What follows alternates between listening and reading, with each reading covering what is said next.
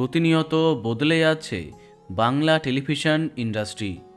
একে একে গল্পে এমন সব মোড় আসছে, অবাক হচ্ছে দর্শক।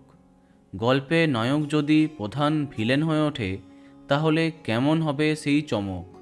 হ্যাঁ, কদিন আগে জি বাংলার চিরদিনই তুমি যে আমারে নায়কের খলনায়ক হয়ে ওঠার গল্প শোনা গেছিল, যদিও এখনও অবধি তেমন কিছু দেখা যায়নি।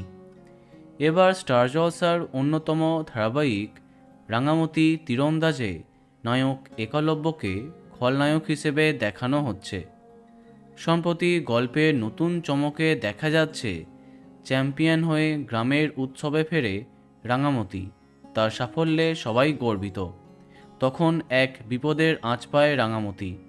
চোখের সামনে উৎসবের আয়োজন দেখে সে খুব আনন্দ পায়। এই সময় তার সামনে এসে দাঁড়ায় একলব্য, বন্দুক তাক করে রাঙামতির দিকে। তাহলে সত্যি কি বদলে গেল একলব্য, নাকি ছদ্মবেশে নায়িকার ক্ষতি করতে অন্য কেউ এলো? সেই ধোঁয়াশা কাটেনি দর্শকের মনে। এই বিষয়ে অভিনেতাকে প্রশ্ন করলে কোনো উত্তর পাওয়া যায়নি। শোনা যাচ্ছে এবার গল্প আরও জমে যাবে, কারণ গল্পে নাকি ডাবল রোল দেখা যাবে। এবার দেখা যাক কি হয়। তো বন্ধুরা, এখন তোমার কি মন্তব্য কমেন্টে জানাতে পারো।